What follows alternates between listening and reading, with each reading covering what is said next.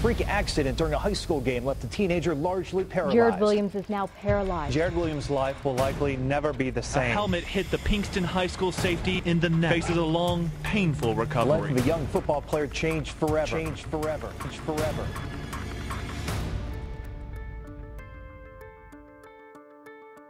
Jared lives in a home where it's very difficult for him to get around. They are unable to make changes to the home in order for him to fully get around and fully be able to take care of himself. I want him to be able to move around and be able to get from room to room. And at the house we're in right now, it's impossible for him to do. He can't get in the shower. He can't even get into this bathroom. So it was like, what am I gonna do? Because he has to take a shower. I want him to be as independent as possible. And this house is not gonna be able to accommodate us. So.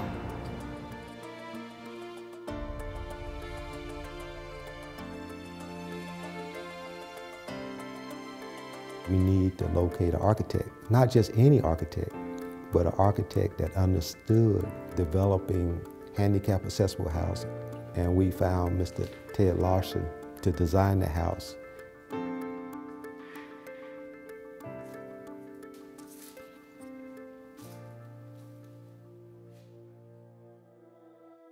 Once the house was designed, we had to do soil tests and see what the condition of the soil was and what kind of foundation we needed to build.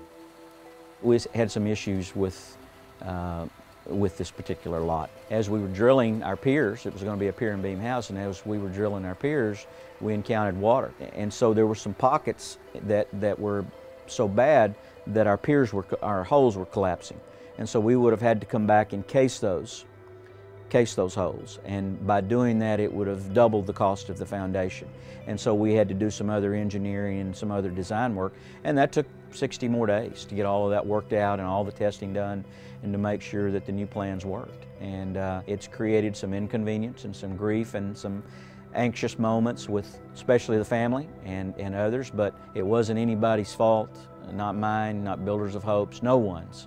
But at the end of the day, I wish they had already been in this house. The foundation plan had to be changed. It took us almost 2 months to figure out what's the proper foundation plan for this particular house. And it was a lot more sophisticated than what we normally built in this neighborhood. I'm waiting patiently, I could say that. And patience is a virtue, so I am waiting patiently because it's a gift, so I can't rush it. Finally, we got it back on track, and we started building, and the rains came. We had to halt construction again, so we lost another couple of months in that process. But as it dried out, our contractors got on top of it and expedited the situation, and we were able to give Jared and his family everything that was planned ahead of time. It's about a 50 or 60 stage process. You put your plumbing in, obviously, for your foundation, do your framing, and then all of the insides of the house go in, your insulation, your electrical, your plumbing, your AC, all of that stuff, and then all of that's inspected. Once you get the green light there, then you can sheetrock. After sheetrock comes trim. You trim your house, doors, baseboards, etc. From there, you paint your house, and then you set your cabinets, and then from there, it's real quick. Tops, flooring, plumbing fixtures, electrical fixtures, final AC and heating and so forth, and then landscaping. This is Project 24 Live. We have 11 schools being represented from the Dallas ISD. We have 1 school outside of Dallas ISD. We got a scout over there.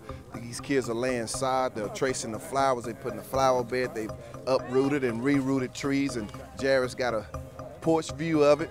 He's getting a chance to look at all the effort and the cause that's going into his new home, and his family will appreciate this. We got coaches kind of getting their hands dirty too, which is good because, you know, most coaches just want to call plays. They just want to blow the whistle, but hey, this is great, and everybody's fellowshipping. This is a great atmosphere and a great Saturday, probably the best Saturday I've had this year so far. We're all here as a family to show that we love him and that we care for him. It's the least we could do, you know, for a player that we heard got paralyzed. I heard about his situation, so I just want to give my respects to him and come help him. And we support him, so that's the reason why we're here today. I can't even explain the excitement. It's like a kid with a new toy. I'm just ready to get in and see all the wonderful things they have for my son, because eventually one day this is going to be his home. There's no curbs, it's all ramps and nothing more than 1/4 of an inch to get into the house. We do have 3-foot wide doors everywhere because this whole house is accessible to Jared. He can go into any bathroom, any bedroom, be able to turn around and get out and go through every door in this house. Well, this living area is definitely different than most houses. It keeps it wide open for him to get around. These windows are at 12 inches above the floor, so when he pulls up his wheelchair, he can lift any of these windows that he wants to. He's down low. He's sitting at chair height all the time. This is 15 inches off the floor.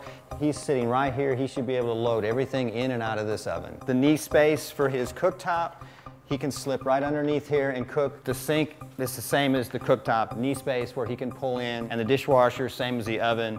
When it pulls down, it's at 15 inches off the floor. This is Jared's bedroom. One of the board members is a fireman. He's the one who suggested that we put a passage door onto his bedroom. If there is a fire in the main part of the house and this door is shut, he has immediate access out this door through his wheelchair. The lavatory is accessible to his wheelchair where he can roll underneath the sink and use the sink properly. Full height mirror where he can see himself in his wheelchair. Well, Jared can roll right in there. If he has a shower wheelchair, he can roll right in there and take a shower and roll out, or he can transfer to the seat from the wheelchair that he has. He should be able to do everything by himself. Here, he's really easily accessible to the valves. The wand is here. He can use this by himself. He shouldn't need any help in the shower at all. Once he's in here, he should be totally independent.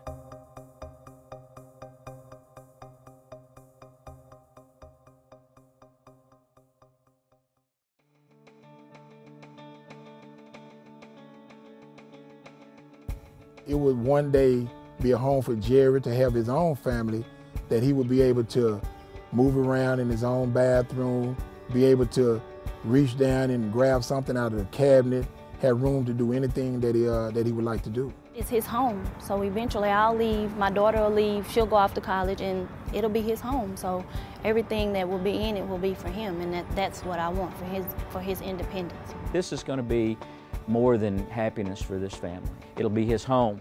You know, there's a lot of houses, but the difference between a house and a home is what's inside, and he's going to have all of the things inside this house, or as many as we can, to make his life as comfortable as possible. And so by mid-December or so, we're hoping to have a smile on that family's face and some people here to pray with them and bless this home. I think we're all in here right now about to thank God for not just this house, but this home staying together. Because storms destroy homes. And this storm came, and God prepared you all.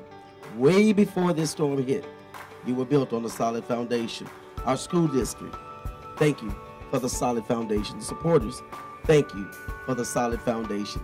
And someone will go through a storm and will look forward to understanding why homes stay together and houses can always be destroyed.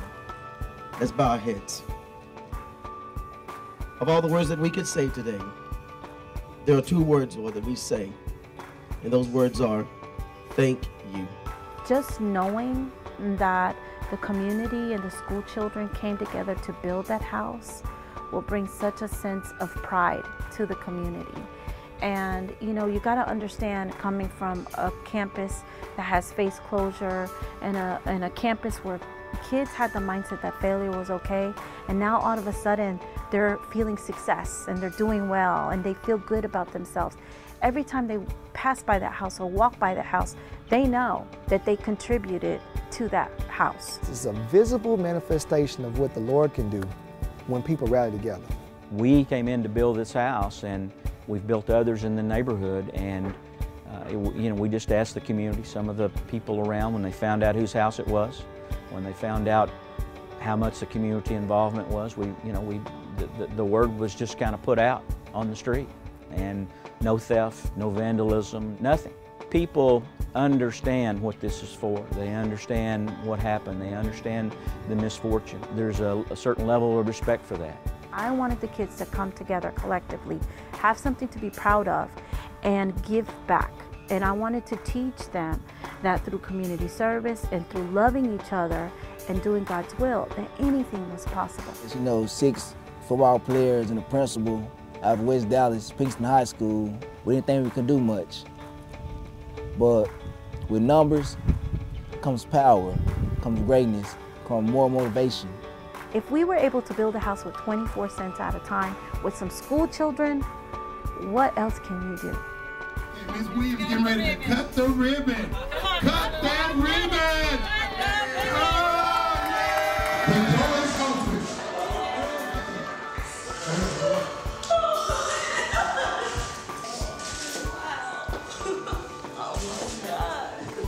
I just want to thank y'all for coming out. This is a great experience for me and my family.